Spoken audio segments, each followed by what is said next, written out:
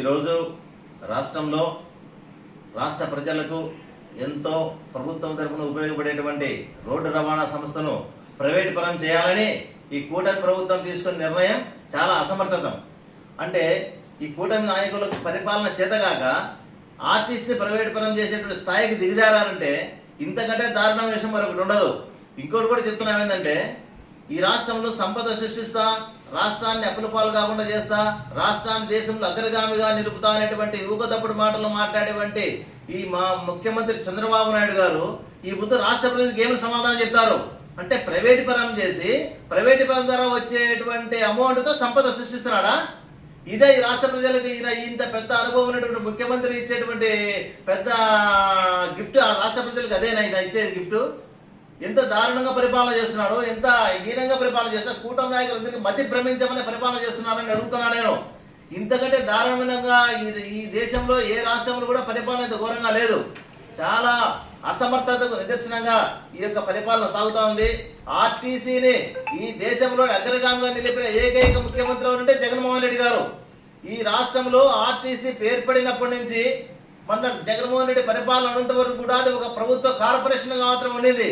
కానీ జగన్మోహన్ రెడ్డి గారు తన ప్రభుత్వ హయాంలో ఆర్టీసీని ప్రభుత్వ పరం చేసి, ఆర్టీసీ ఉద్యోగులను ప్రభుత్వ పరం చేసి, అందరికీ కూడా భరోసా కల్పించి ఆర్టీసీ మీద ఒక నమ్మకం వచ్చేలా చేసినటువంటి ఏకైక వ్యక్తి జగన్మోహన్ రెడ్డి గారు.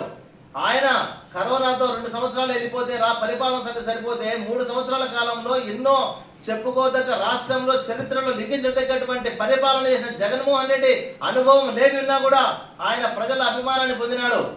ఆర్టీసీని ఎక్కడే కానీ ప్రైవేటు పరమైన మాట లేకుండా ప్రభుత్వ పరం చేసి తన సమర్థతను నిరూపించుకుంటే, ఈ యొక్క కూటమి నాయకులు దాదాపు 14 సంవత్సరాల అనుభవం ముఖ్యమంత్రిని ఆయన తీసుకొచ్చి ముందుకు పెట్టుకొని సంపద సృష్టిస్తాను యువతమ్మ మాటలు మాట్లాడి ప్రజలను మోసం చేసి చీట్ చేసి గెలిపించుకొని ఓటు తన్నుకొని ఈ రోజు ప్రైవేటు పరం చేస్తున్నాం ఆర్టీసీని అంటే, ఇంతకంటే దారుణమైన విషయం ఇంకోటి ఉంటుందని ప్రశ్నిస్తున్నా.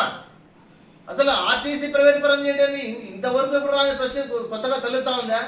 వీళ్ళు ఒకటే తమ యొక్క ఆస్తుల్ని పెంచుకోవడానికి, ఈ ప్రైవేటు పరం చేస్తే వచ్చేటువంటి మొత్తాలు దండుకోవడానికి చేసేటువంటి ఒక భాగమే తప్పితే ఇందులో ప్రజల రాష్ట్ర అభివృద్ధి కానీ, ప్రజలను బాగుండే ఆలోచన కానీ ఈ కూటమి నాయకులు కానీ పాలకులు కానీ ఎవరికి లేదు. ఈ పాలన చేత కానప్పుడు రాజీనామా చేసేయండి. మీరు అసమర్థత నిరూపించుకుంటారు ప్రజల్లో. రాజీనామా చేసేయండి. ఇక రాజీనామా చేసి ఎన్నికలకు రెఫరెండంగా పదాం. ఆ ఎన్నికల్లో ప్రజలు ఎవరు తీర్పిస్తే అప్పుడు ఆ ప్రజలు ముఖ్యమంత్రి అవుతారు. ఇలాంటి అసమర్థుల పాలనలో, అసమర్థుల వ్యక్తుల చేతుల్లో రాష్ట్రాన్ని పెట్టి ప్రజలందరూ కూడా రోజు రోజుకు బాధలు పడుతూ ఉన్నారు. నిత్యావసర వస్తువుల ధరలు చూస్తే రోజు రోజుకు ఆకాశాలు నిండుతున్నాయి. ఆ రోజు జగన్మోహన్ రెడ్డి పరిపాలన విమర్శలు చేసిన లోకేష్ గారు, చంద్రబాబు గారు, పవన్ గారు అంతా ఏం చేస్తున్నారు? ఈ ముందు ముడుచుకొని ఇంట్లో పండుకున్నారు. మోడీ గారికి కాళ్ళు మొక్కుతా ఉన్నారు, లేకపోతే బీజేపీ బదిలీ చేసుకుంటున్నారు. ఇంతకు తప్పితే రాష్ట్ర ప్రజల మంచిని ఉద్దేశించి ఒక్క రోజున ఒక చర్య తీసుకుంటున్నారు చెప్పండి. సింగపూర్ మీద పరిశ్రమలు తెస్తామంటున్నారు. సింగపూర్ మీద పరిశ్రమ కాదు, ముఖ్యమంత్రి ఇక్కడ రాష్ట్ర ప్రజలకు రోజు అందేటువంటి నిత్యావసర వస్తువులు వాళ్ళు తినేందుకు చేయండి. అది లేకుండా రాష్ట్రంలో ప్రజలకు ప్రతిరోజు నిత్యం ఉపయోగపడేటువంటి ఏకైక ప్రభుత్వ కార్పొరేషన్ ఏదంటే అది ఆర్టీసీ. ఇటువంటి ఆర్టీసీని వల్ల మా ప్రైవేటు పరం చేస్తున్నారంటే ఇంతకంటే దారుణంగా మరి ఉండదు. మరొకసారి చెప్పుకుంటా ఉన్నా, నిజంగా మీ యొక్క అసమర్థత మీ ఎంతకు మీరే ప్రూవ్ చేసుకుని రికార్డు సృష్టిస్తా ఉన్నారు. జగన్మోహన్ రెడ్డి గారు ప్రభుత్వాన్ని ఆర్టీసీని ప్రభుత్వంలో విలీనం చేసి రికార్డు సృష్టిస్తే, మీరు మీ అసమర్థతను పరంగా పెట్టుకొని ఆర్టీసీని ప్రైవేటు పరం చేసి మీరు ఒక రికార్డు సృష్టిస్తున్నారు.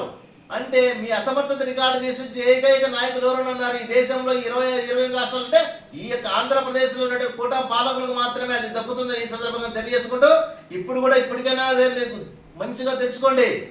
ఆర్టీసీని ప్రైవేట్ పరం చేయాలనే ఆలోచన మానుకోండి. ఆర్టీసీని ఏ విధంగా చేస్తే లాభాలను నడుస్తుందో గ్రహించండి. అంతేగాని ఆర్టీసీని ప్రైవేటు పరం చేసి చేతులు నిలుపుకొని సంపద సృష్టించినామని సంఖ్యలు గుర్తుకున్నటువంటి వ్యవహారాలకు మీరు వెంటనే మానుకోవాల్సిందిగా ఇదో పలుకుతా ఉన్నాం.